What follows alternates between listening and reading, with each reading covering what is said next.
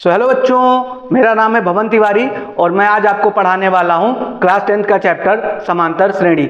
जैसा कि इंग्लिश में इसे बोलते हैं अर्थमेटिक प्रोग्रेशन और शॉर्ट फॉर्म में इसका नाम होता है एपी। इसे शॉर्ट फॉर्म में बोलते हैं एपी। अच्छा सर, तो नाम में ही है समांतर श्रेणी, एक शब्द लिखा है श्रेणी, तो सबसे पहले हमें श्रेणी यानी प्रोग्रेशन समझना होगा कि ये होती क्या है।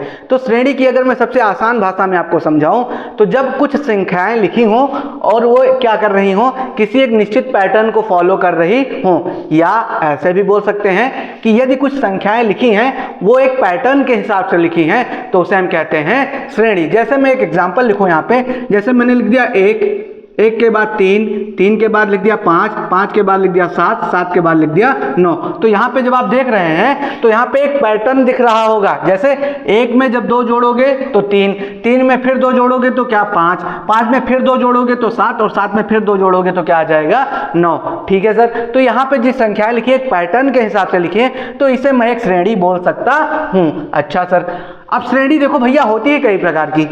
श्रेणी जो होती है वो होती है कई प्रकार की, जैसे एपी हो गई, जीपी हो गई, एचपी हो गई, मतलब गुणोत्तर श्रेणी, हार्मोनिक प्रोग्रेशन।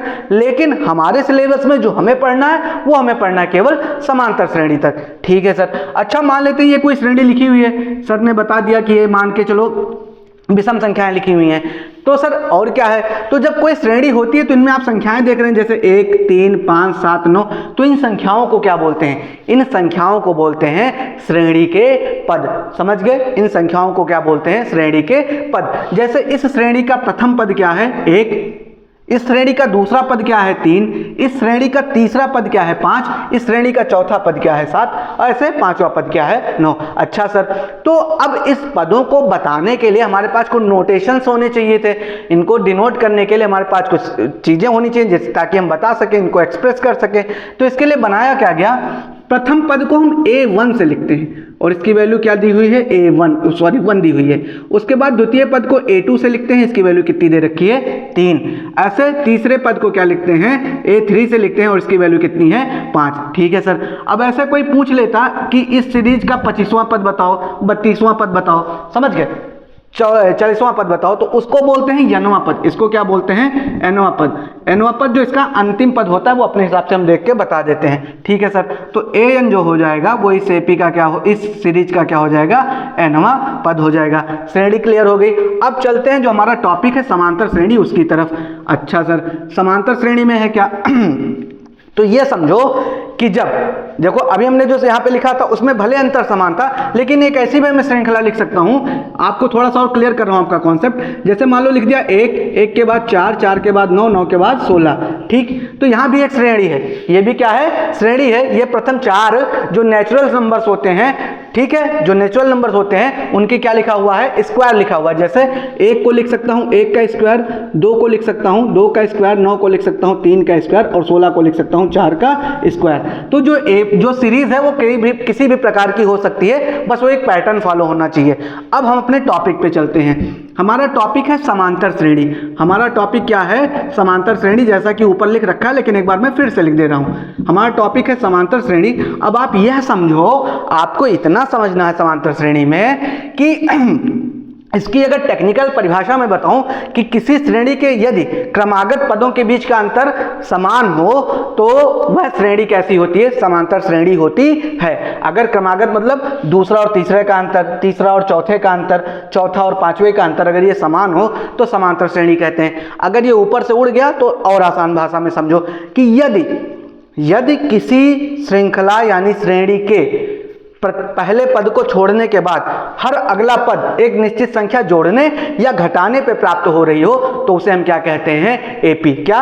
किसी श्रेणी का यदि प्रत्येक पद, ठीक, अपने पिछले पद में कोई एक निश्चित संख्या जोड़ने या घटाने पे प्राप्त हो रही है तो उसे हम क्या कहते हैं? एपी। और इसका एग्जांपल देखते हैं। जैसे मैंने लिख दिया 1 के बाद लिख दिया मैंने 5 के बाद मैंने लिख दिया 9 के बाद मैंने लिख दिया 13 के बाद लिख दिया 17।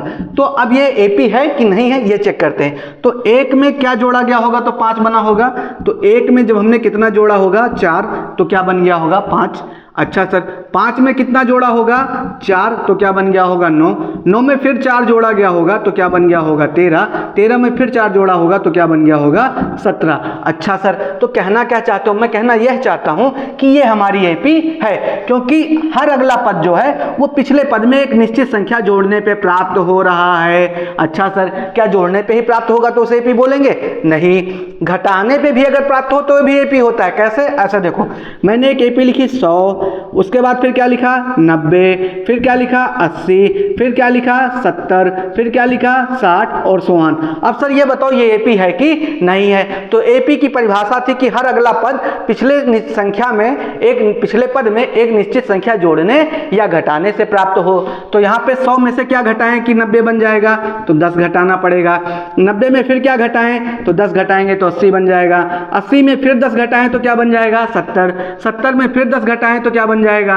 60। समझ गए? तो यहाँ भी हर अगला पद पिछले पद में एक निश्चित संख्या घटाने से प्राप्त हो रहा है, तो यह भी एपी है। समझ गए बच्चा? तो ये हमारा एपी समझा दिया मैंने। अच्छा सर, अब एपी तो आया, अब ये जो संख्या बार बार जोड़ या घटा रहे हैं ये क्या है?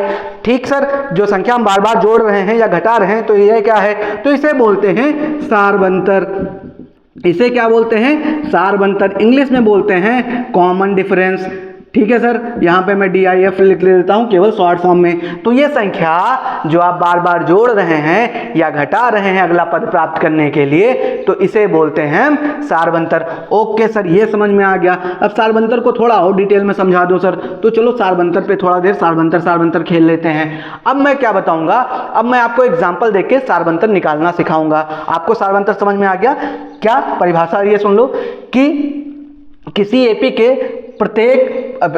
एपी का अगला पद पिछले पद में जो संख्या जोड़ने या घटाने से प्राप्त होता है उसे हम क्या कहते हैं? सारबंतर कहते हैं। जैसे मैंने यहाँ पे एक सीरीज लिखी 3 के बाद लिख दिया मैंने 9 के बाद लिख दिया 15 के बाद लिख दिया 21 के बाद लिख दिया 27। अच्छा सर, पता करना है कि एपी है कि नहीं है, तो बस इसमें 3 में क्या जोड़ा? 6, तो 9 बन गया। 9 में फिर 6 जोड़ा तो 15 में फिर 6 जोड़ा तो 21 में फिर 6 जोड़ा तो 27। तो यहाँ पे हर अगला पद पिछले पद में एक निश्चित संख्या जोड़ने पे प्राप्त हो रहा है, तो यह एक एपी है। ये एक एपी है। और इसका जो सारबंतर है वो निकला कैसे? वो सारबंतर कितना आ गया? 6। सारबंतर निकालने का फॉर्मूला क्या होता है?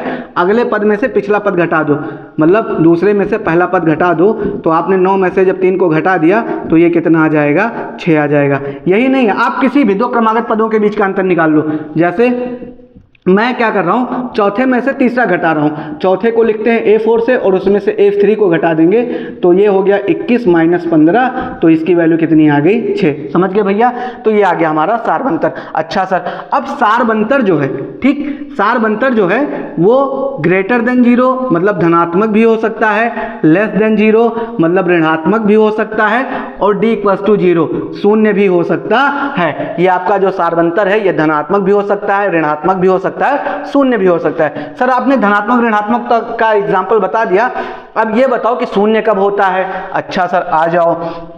शून्य के लिए क्या है, एक एग्जाम्पल मैं लिख देता हूं यहाँ पे आपकी स्क्रीन पे। यहाँ पे मैंने लिख दिया जैसे 3 के बाद 3 के बाद 3 के बाद 3, और पूछा कि ये बताओ एपी है कि नहीं है। सर ये तो लोपालोप हो गया, कैसे एपी है? आओ बताता हूँ। यहाँ पे देखो 3 में क्या जोड़ा होगा? 0, तो फिर क्या मिल गया? 3। 3 में फिर क्या जोड़ा होगा? 0, तो क्या मिल गया? 3। 3 में फिर जब क्या जोड़ा होगा? 0, तो क्या मिल गया? 3। अच्छा सर, वाह वाह वाह वाह। तो इसका मतलब यहाँ पे आपने क्या जोड़ दिया? 0। तो इस बार जो इसका सारबंतर है वो क्या निकल के आ गया? 0।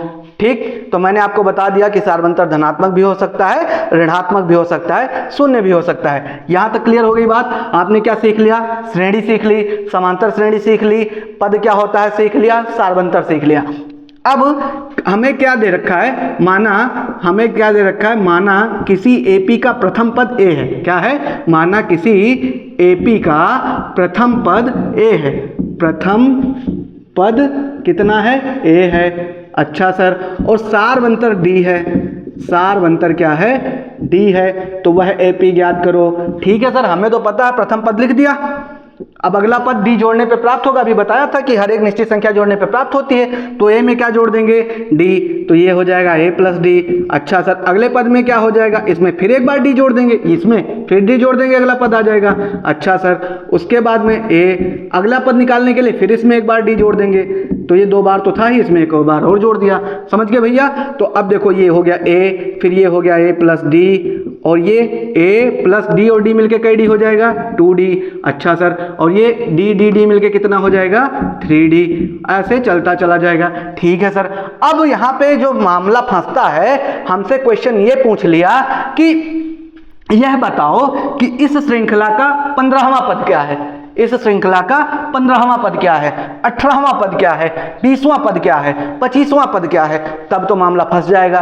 तब कैसे करोगे, तब ये तो कर नहीं पाओगे, पूरी श्रृंखला लिखो यहाँ से यहाँ तक। तो उसके लिए तो हमारे पास कुछ ना कुछ क्या होना चाहिए, जुगाड़ होना चाहिए। जुगाड़ बनाएंगे क्या, आ जाओ सर, जुगाड़ कैसे बनाते हैं। तो इसको अभी मैं मिटा रहा हूँ। अब हम एक एपी का मानक रूप लिखते हैं। यहाँ पे हम लिखेंगे एपी का व्यापक रूप। ठीक, व्यापक नहीं मानक लिख देते हैं, मानक रूप। मानक रूप है क्या, इसको ऐसे लिखते हैं, पहला पद ए, दूसरा पद ए प्लस डी, फिर ए प्लस 2d। अभी मैंने बताया कैसे आएगा, ए प्लस 3d। ऐसे चलती जाएगी। और मान लो हमें लास्ट में nवां पद इसका लिखना है। कौन सा पद लिखना है, nवां पद। अब एक चीज नोटिस करना, ये पहला पद है, इसे a1 से लिखते हैं। ये दूसरा पद है, इसे a2 से लिखते हैं। ये तीसरा पद है, इसे a3 से लिखते हैं। ये चौथा पद है, इसे a4 से लिखते हैं। समझ गए भैया। और लास्ट में हमारा कौन सा पद है, nवां पद। अब एक चीज मेरे साथ आप पैटर्न फॉलो करो। ये पहला पद में केवल क्या लिखा है, a1, यानी a1 जब लिख रहे हैं तो इसमें a है और 0d है। अच्छा, जब दूसरा पद a2 लिख रहे हैं तो a2 में क्या है, a प्लस डी, यानी a प्लस डी, मतलब कै डी है, 1d।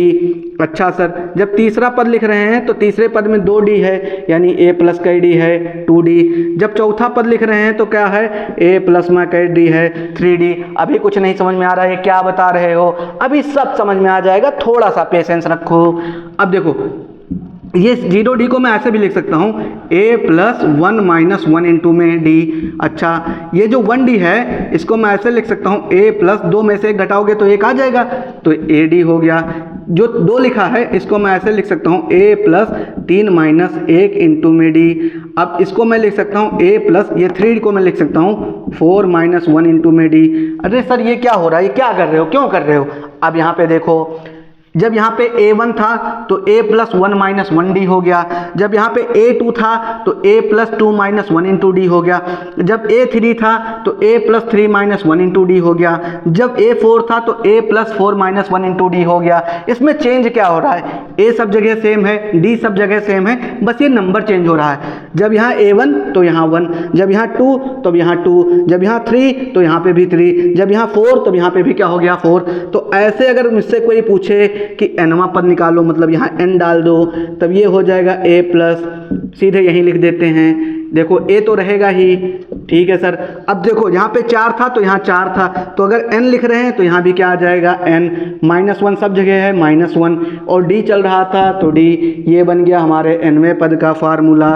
समझ गया सर। तो हमारा nवां पद का फार्मूला जो आ गया, इसको अगर मैं यहाँ पे लिख दूँ तो nवां पद का फार्मूला आ गया a plus n minus 1 into में d। अब इसका प्रयोग करके हम किसी भी एपी का कैसा भी पद निकाल लेंगे।